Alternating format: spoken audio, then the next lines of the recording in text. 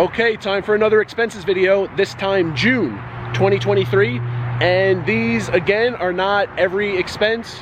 I'll get the sun out of here. Not every expense I have in my life, but these are the four that I have a lot of control over. And even if you don't live like me, you have a lot of control over also.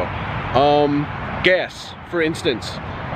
There are probably regular routes you drive, and I don't know how many people do this, but like, I'm in an Airbnb for a few days and I'm gonna drive to Bally's and back every day. The first day, I'm keeping track of the gas prices I see on the way there, on the way back, and when I need gas, I know which one to stop at. I don't have to drive around looking for a good price. I don't have to go out of my way at all. I know which one. I mean, this is what I did mostly in 2021.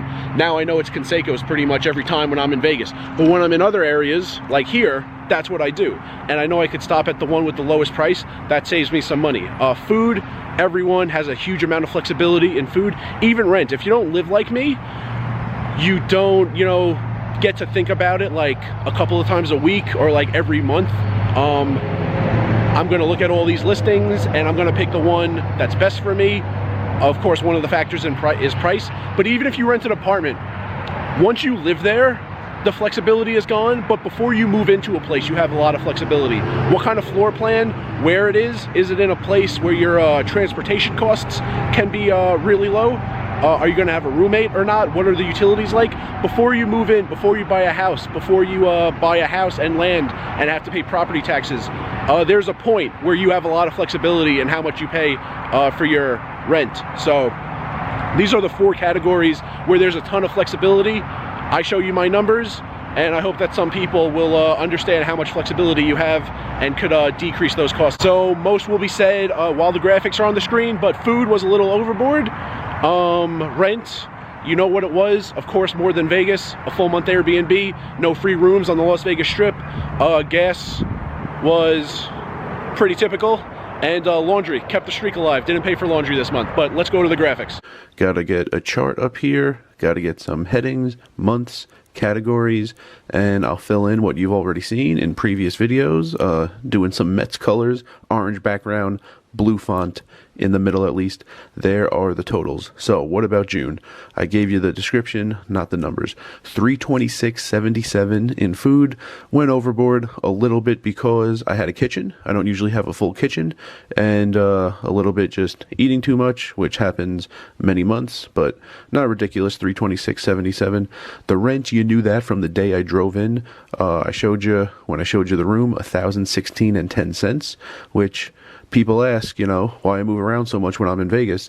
It's because this is a pretty good price in a nice neighborhood, in a nice house, and it's over $1,000. May was under $500, just Vegas. April was under $600, just Vegas. The trade in Vegas is, yeah, I move a lot, but I'm living on the Strip where the poker rooms are, and it's a lot cheaper than a full month Airbnb. Gas, $146.99. Had to drive here from Vegas, but no extra driving or anything. Went to the Gardens Casino once. Besides that, just the casino and back. And it is actually the lowest I've spent on gas since February. March, April, and May were all more expensive. And keeping the streak alive with laundry. I never check if laundry is a part of the Airbnb reservation, but I guess it's just very common now because it's been a nice bonus all year. And there's the total, $1,489.86.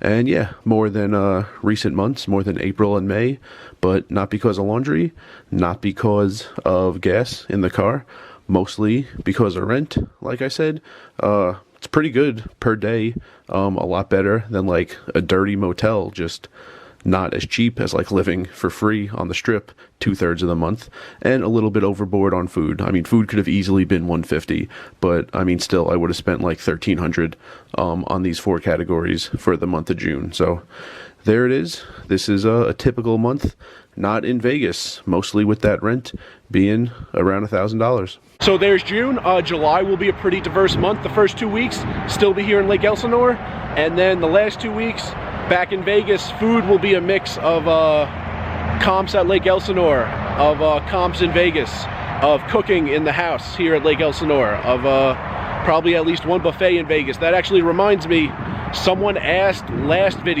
expenses video, how I keep my food bill so low, which is funny because to me I go overboard every month. So I am gonna make, I think it'll probably be like 2 videos. I'm gonna show you everything I eat for the month of July and everything I spend. If it's a comped meal, a cooked meal, something from the supermarket, if I paid a tip at the casino, if I paid cash at the supermarket, whatever it is, I'm gonna show you everything I spend and everything I eat. Maybe it could give you a better idea on how to not waste so much food, keep your food expenses down, and understand the creativity and flexibility you have in your food bill every month. And remember, rice is a spoon food.